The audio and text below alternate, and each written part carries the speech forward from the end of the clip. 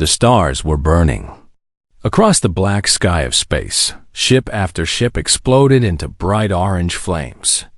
Metal broke apart. Bodies floated in the cold darkness. The war had come to Vulcan Prime, and the war was almost over. Admiral Talvik stood on the bridge of his flagship, the Starlight Accord. He was a Mirathi, a being made of living crystal. His body was tall and thin, and it glowed with a soft blue light.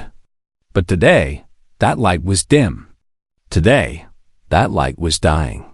He watched the battle through the large viewing window. His fleet was losing. 72 ships remained. Just 3 days ago, he had commanded 240 vessels. Now, most of them were gone, destroyed by the enemy that showed no mercy. The Keth swarm. They came from the dark places between galaxies. No one knew where they started. No one knew what they wanted. They only knew what the Keth did. The Keth destroyed. The Keth consumed. The Keth never stopped. Their ships were ugly things, black and twisted, like insects made of metal and hate. They moved in massive groups, hundreds at a time, swarming around their targets and tearing them apart. The Galactic Coalition had fought them for 11 years. The Coalition had lost every major battle. Now, 400 Keth warships surrounded Vulcan Prime. Behind Talvik's dying fleet was a peaceful world of 5 billion people. Farmers, teachers, children, families who had never held a weapon in their lives. If the fleet fell, they would all die. Talvi. EK knew he could not save them. He knew it in his crystal bones. But he would not run. Amir the Admiral did not run. "Admiral," said a young officer, walking quickly to his side. Her name was Cerise, and she was barely old enough to serve.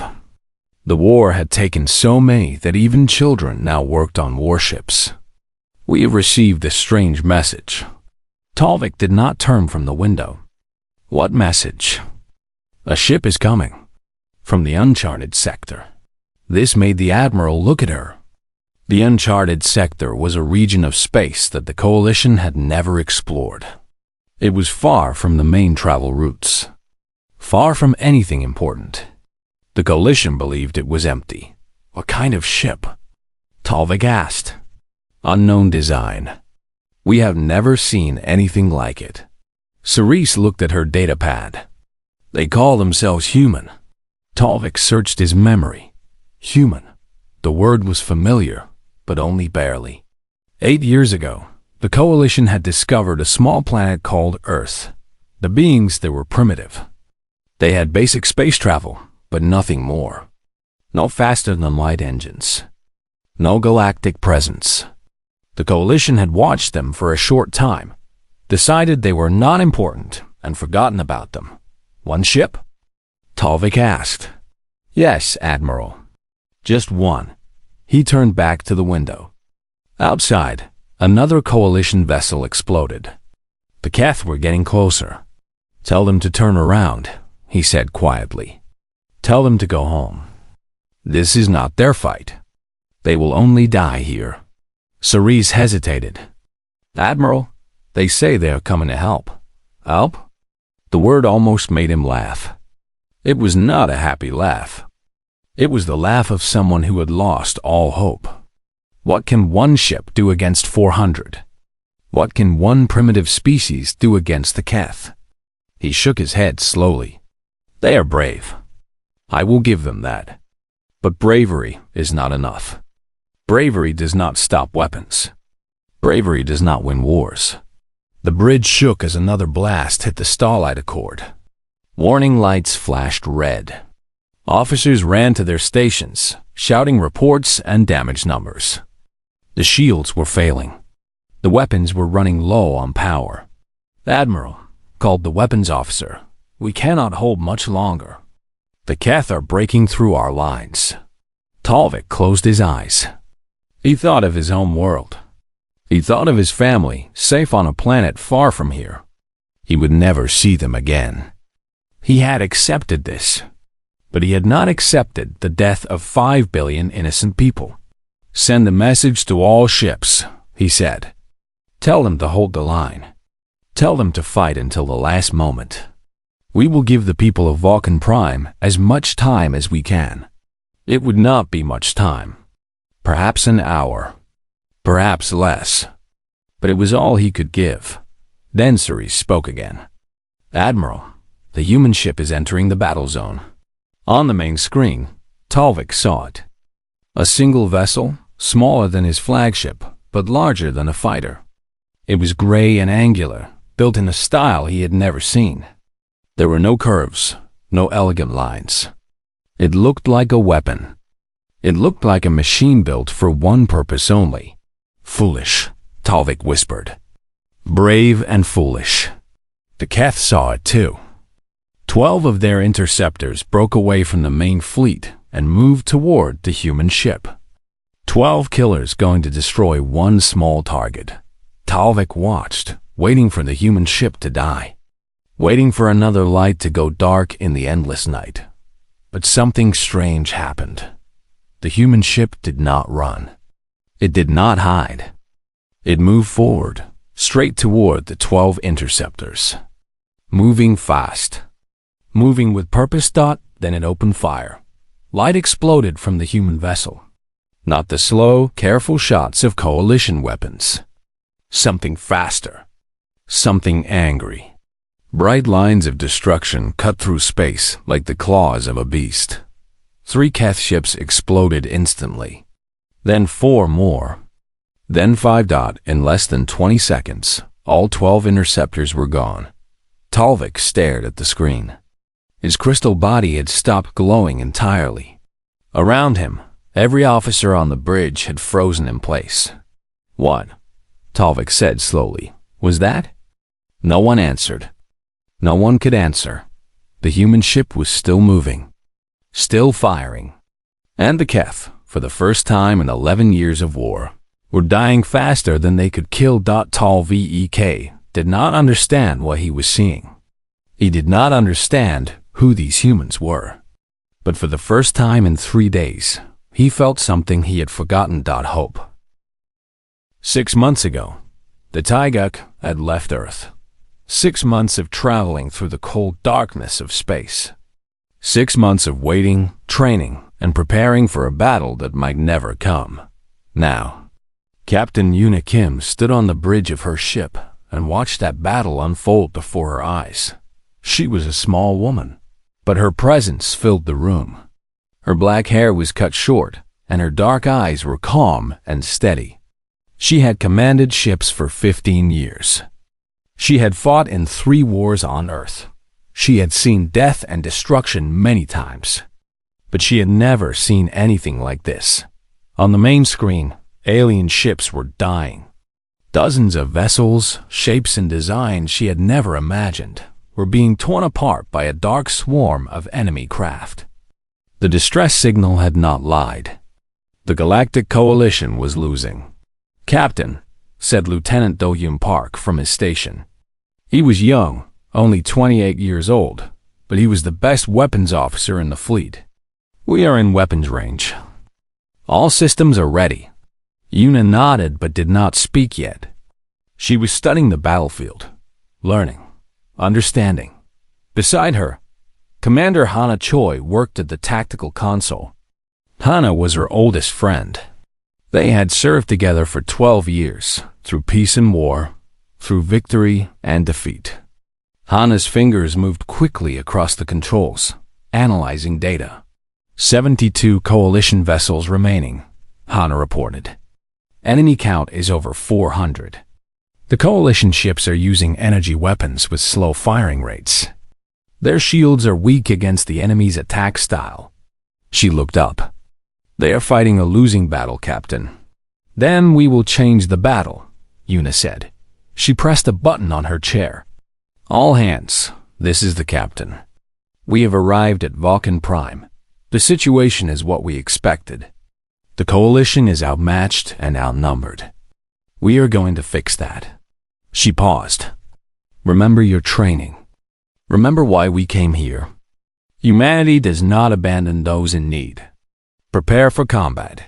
She closed the channel and turned to Minho Beak, the helmsman. Minho was a quiet man who rarely spoke more than necessary. But when he flew the ship, he became something else. He became an artist. "Take us in," Yuna ordered. "Attack pattern Delta." "Yes, Captain," Minho said.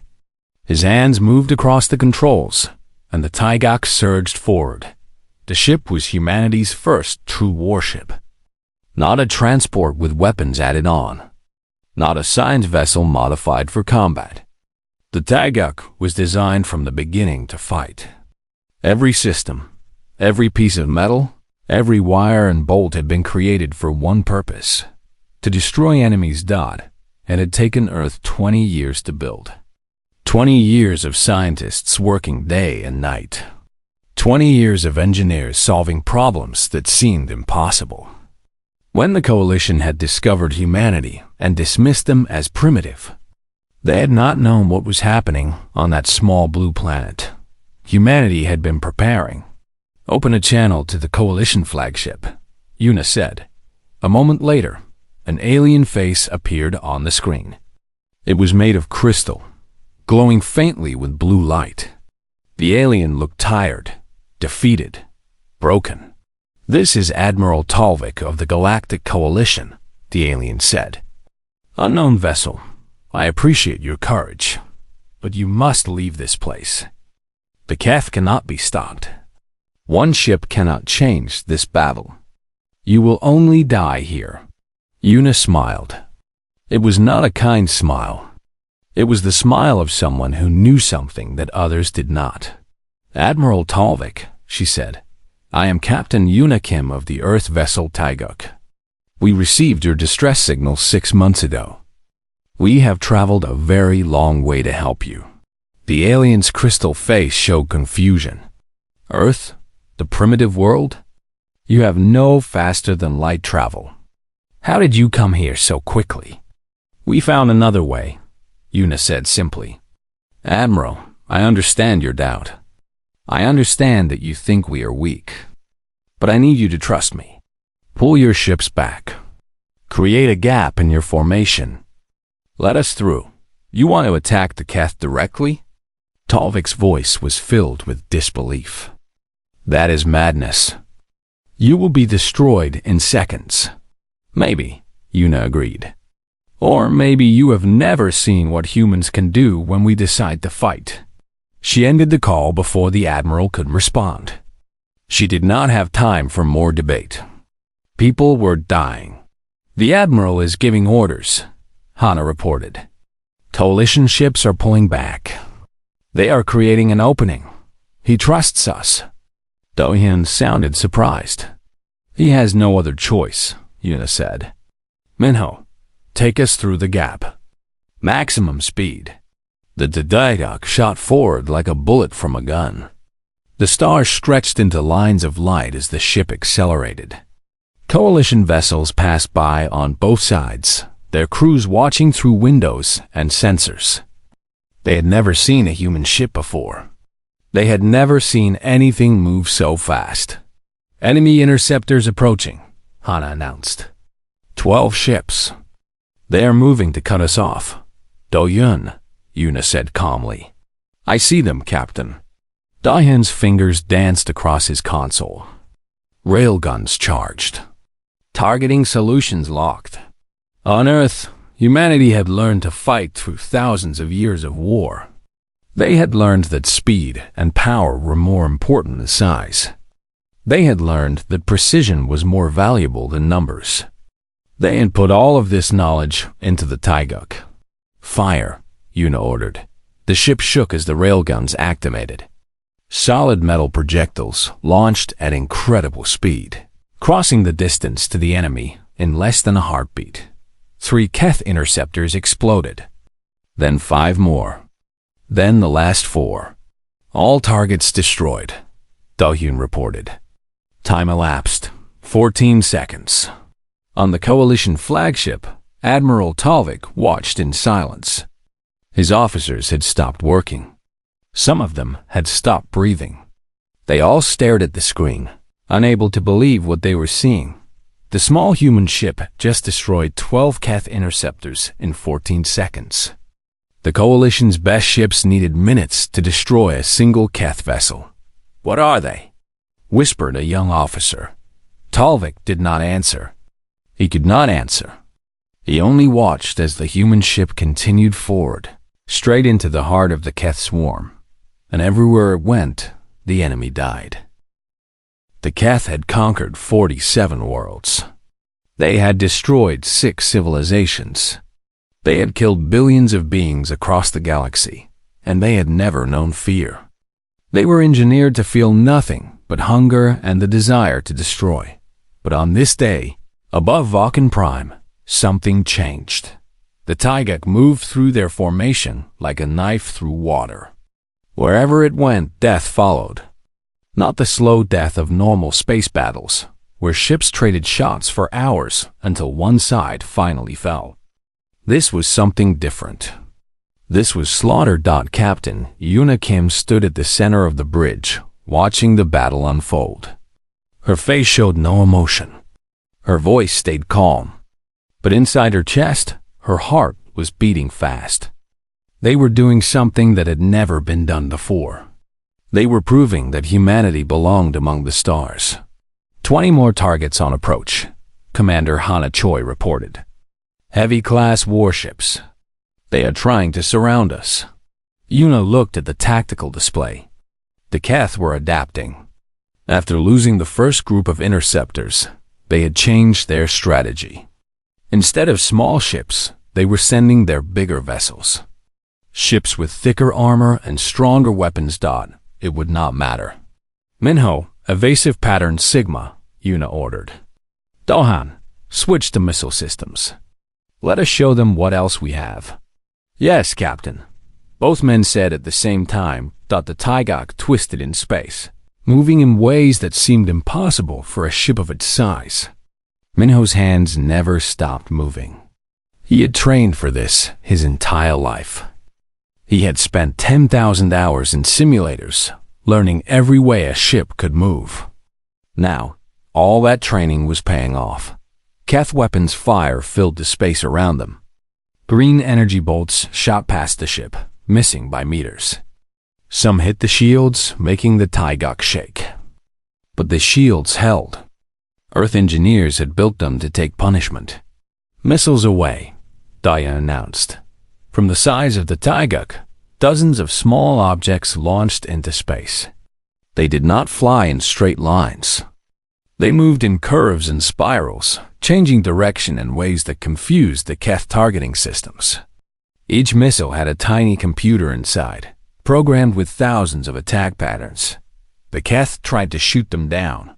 They hit some, but they could not hit them all. Explosions lit up the darkness. One Keth warship broke in half. Another lost its engines and began spinning out of control. A third simply disappeared in a ball of fire. 15 enemy ships destroyed, Ensign Jiho-Ru reported from the sensor station. He was the youngest person on the bridge, only 23 years old. His voice was shaking with excitement. They're falling back. They will not fall back for long, Yuna said. Minho, push forward.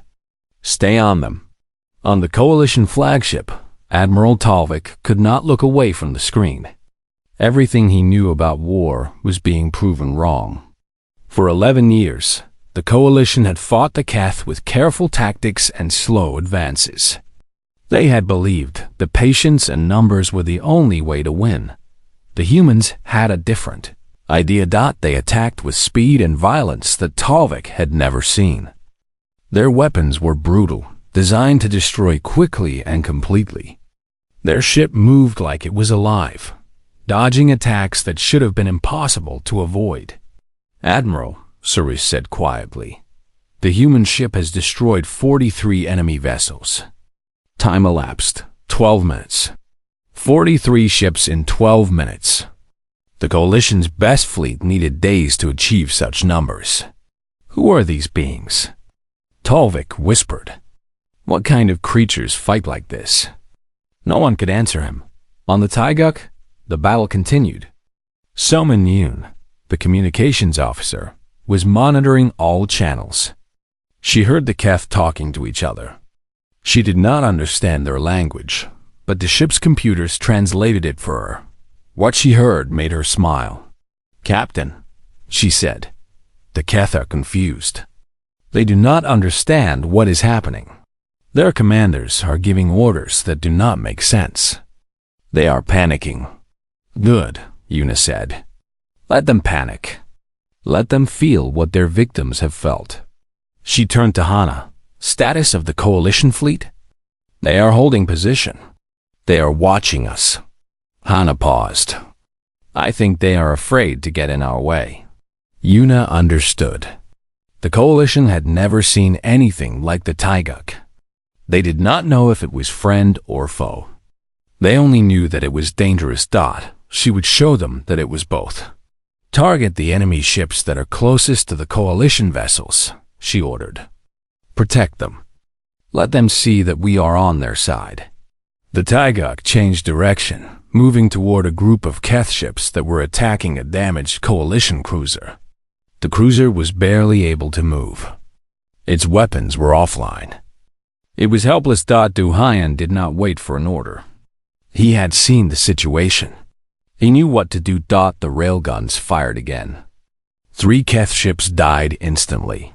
The missiles followed, taking out 4 more. The remaining enemies tried to run, but Minho was faster. He put the Taiguk in their path, blocking their escape. "Finish them," Una said. It took 7 seconds. On the damaged cruiser, the crew watched in amazement. Moments ago, they had been waiting to die. Now, the enemy was gone, and a strange gray ship floated nearby. They did not know what it was or where it came from. But they knew one thing. It had saved them. Captain Una Kim looked at the clock on her console. They had been fighting for 30 minutes. In that time, they had destroyed 87 Keth warships and damaged 40 more. The coalition had lost 0 ships during the human intervention. "Captain," Jiho reported, his voice full of wonder, "enemy formation is breaking. They are retreating from the planet." Una let out a slow breath. They had done it. They had broken the siege, but she knew this was only the beginning. "Stay alert," she ordered. "The Keth are not finished. They will regroup. They will come back." She looked around at her crew. At Doyen, whose hands were still on the weapons controls. At Minho, whose eyes never left the helm. At Hannah, who was already calculating the next phase of battle. "But so will we," she said. "So will we." Deep in the heart of the Keth swarm, something impossible was happening. The Swarm Queen was feeling an emotion she had never felt before. An emotion that her creators had removed from her genetic code thousands of years ago. Fear. She floated in her command chamber, connected to 1,000 eyes across the battlefield. Every Keth ship had sensors that fed information directly to her mind. She saw everything. She knew everything. And what she knew terrified her. 147 of her ships were gone. Not captured. Not damaged. Gone. Destroyed completely by a single enemy vessel. In all her centuries of life, the Queen had never seen such destruction. Her swarm had conquered species that had weapons of unimaginable power. They had defeated enemies that outnumbered them 10 to 1. They had never lost a major battle. Until today. The gray ship moved through her fleet like a predator hunting weak prey. Its weapons struck with impossible accuracy. Its movements defied prediction. Every time her commanders thought they understood its pattern, it changed. Every time they set a trap, it escaped. She made a decision that no Swarm Queen had ever made before. "All ships," she commanded through the mental link that connected every Keth, "retreat. Leave this system. Now." The orders spread through the swarm like fire through dry grass. Ships that had been advancing suddenly turned away. Attack formations broke apart. In minutes, 400 Keth warships were running from a single enemy. On the bridge of the Taiguk, So-Min Yoon looked up from her console with wide eyes. Captain Kim, the enemy is retreating. All of them. They are leaving the system. Silence fell over the bridge. For a moment, no one moved. No one spoke. They had hoped for this moment. They had planned for it. But now that it was here, it felt unreal. Lieutenant Do-Young Park leaned back in his chair and let out a long breath. His shoulders, which had been tight with tension for the past hour, finally relaxed. "We did it," he said quietly. "We actually did it." Commander Hannah Choi studied her tactical display. The data confirmed what So-Min had said. Every Keth ship was moving away from Vulcan Prime at maximum speed. Within an hour, they would be gone from the system entirely. "It appears they have had enough," Hannah said. Her voice was calm, but there was a small smile on her face. Captain Yuna Kim did not smile. She stood still at the center of the bridge, watching the enemy flee. Her face was serious, thoughtful. This victory was important, but it was not the end. The Keth would return. They always returned. "Maintain battle stations," she ordered. "This could be a trick. I want weapons ready until every enemy ship has left sensor range." "Yes, Captain," her crew responded. On the Coalition flagship, Admiral Talvik was trying to understand what had just happened. His crystal body stood frozen, barely glowing at all. Around him, his officers were talking in excited voices, pointing at screens and sharing data. But Talvik heard none of it. His mind was still processing the numbers. 147. Keth ships destroyed or disabled. Coalition losses during the human intervention, 0. Time of engagement, 47 minutes. It was impossible. It went against everything the Coalition knew about war, about the Keth, about the universe itself. And yet, the evidence was floating all around them. Destroyed Keth vessels, broken into pieces, drifting through space like leaves in autumn wind. "Admiral," Suri said softly, approaching him carefully. "Admiral, can you hear me?" Talvik blinked. The glow in his crystal body slowly returned. "Yes," he said. "Yes, I hear you. The human ship is requesting communication."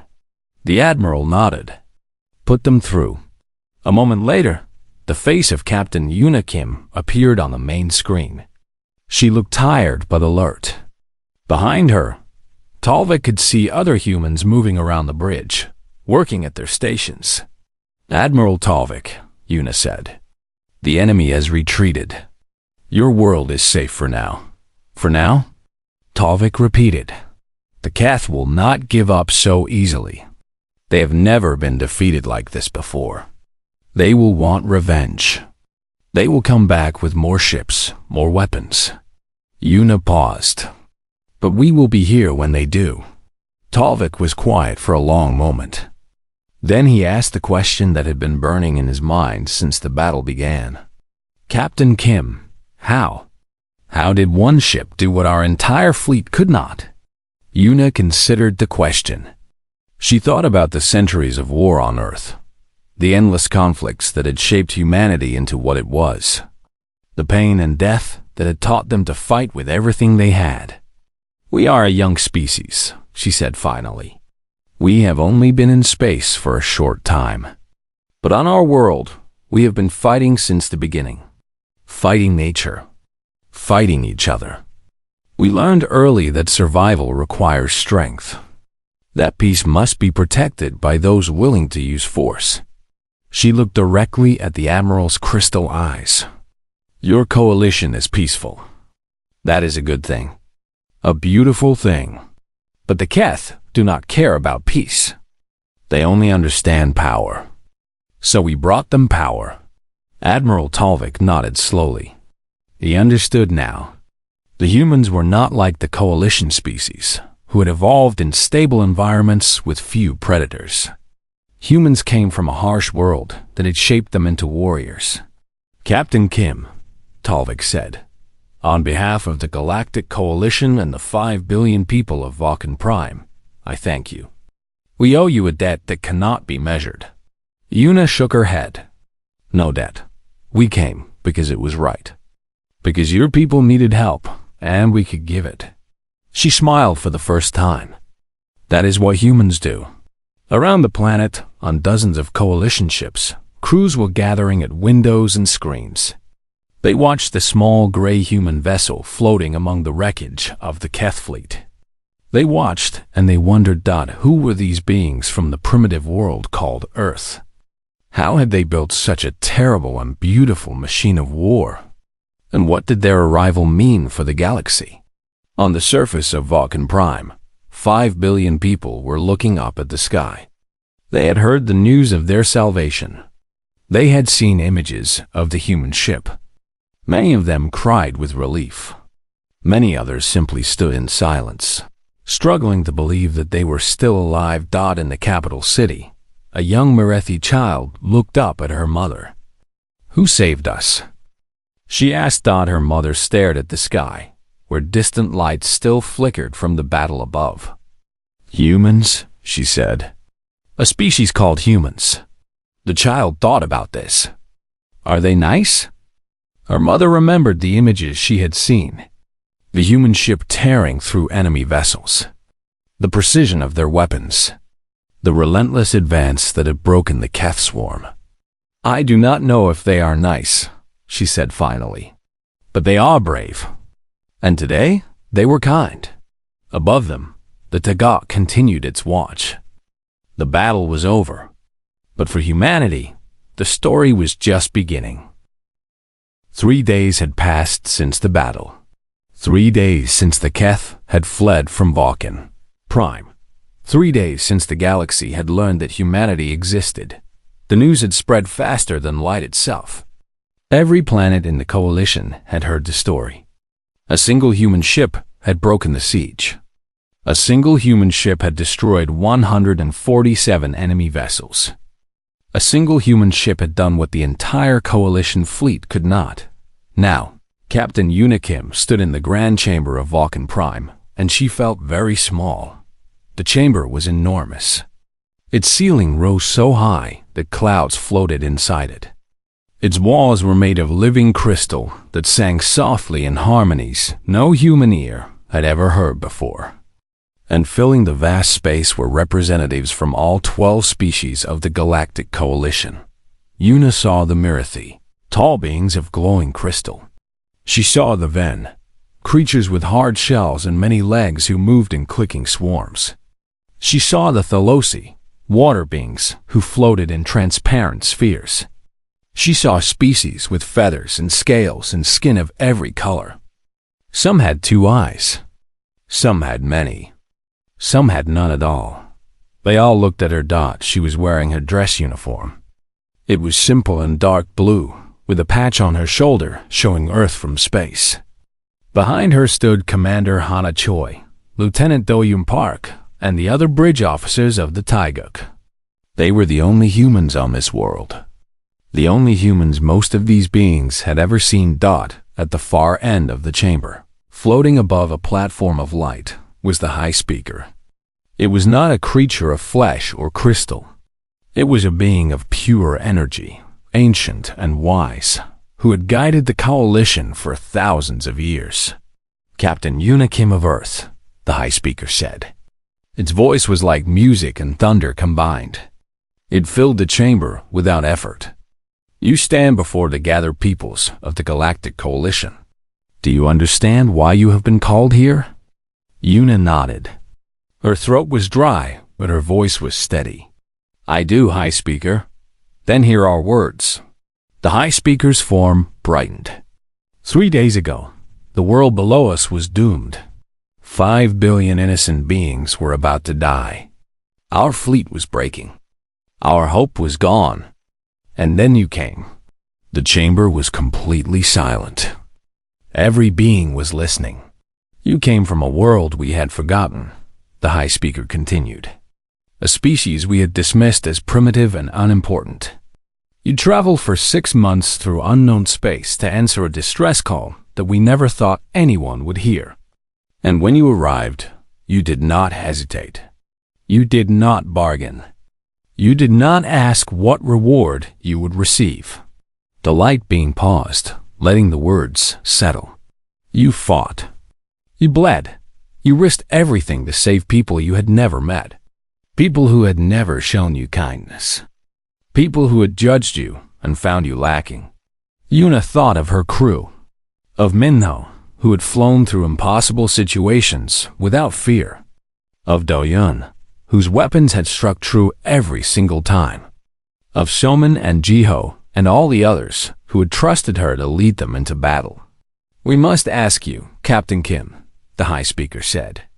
Why? Why did you come? Why did you fight for us? This was the moment. Yuna had known it would come. She had thought about what she would say for 3 days.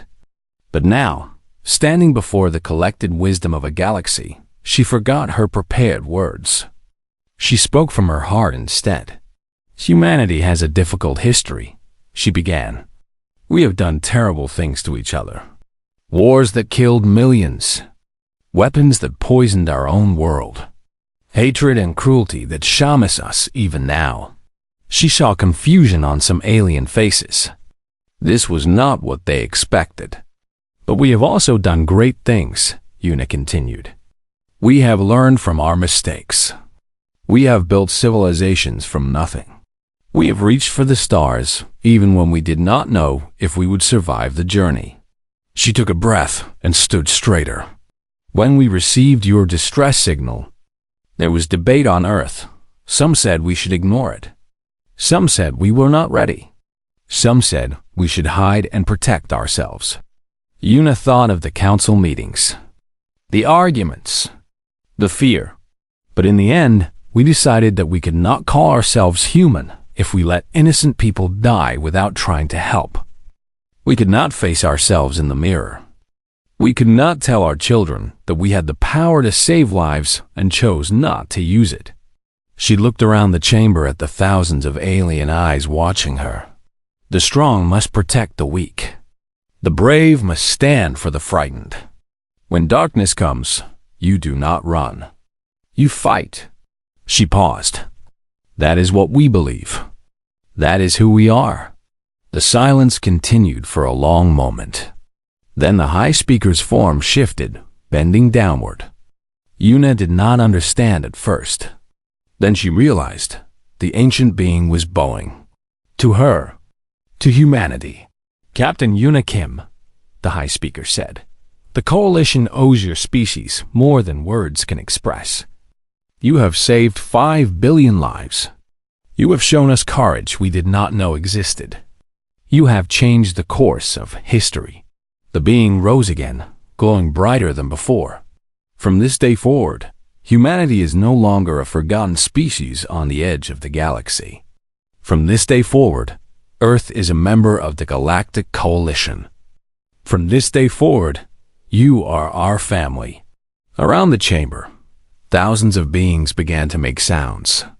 Clicks and whistles and hums and words and languages Yuna did not understand. But she understood the meaning.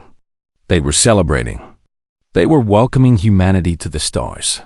Yuna felt tears forming in her eyes. She blinked them away. Captains did not cry in public. Beside her, Hana put a hand on her shoulder. You did it, Hana whispered. You brought us here. We did it, Yuna corrected. All of us. Everyone on the Taiguk.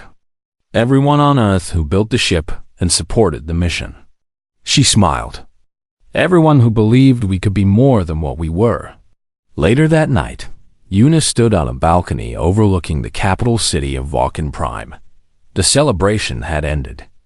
Her crew had returned to the ship. She was alone with the alien stars. Admiral Talvik found her there. You should be sleeping, the crystalline admiral said. You have earned rest. Yuna shook her head. I do not think I could sleep even if I tried. Too much has happened. Talvik stood beside her, looking out at the city. Below them, lights twinkled in patterns of alien beauty. People were returning to their normal lives. Children who had almost died were now safe in their beds. I have a question, Talvik said. Something that has been troubling me. Ask. The Keth will return. They always return. And next time, they will bring more ships. More weapons. They will have learned from this defeat. Talvik turned to look at her. One ship cannot hold them forever. What will humanity do then? Yuna smiled. It was a small smile, but there was steel behind it. The Taigak was our first warship, she said. It will not be our last. Back on Earth, our factories are building more.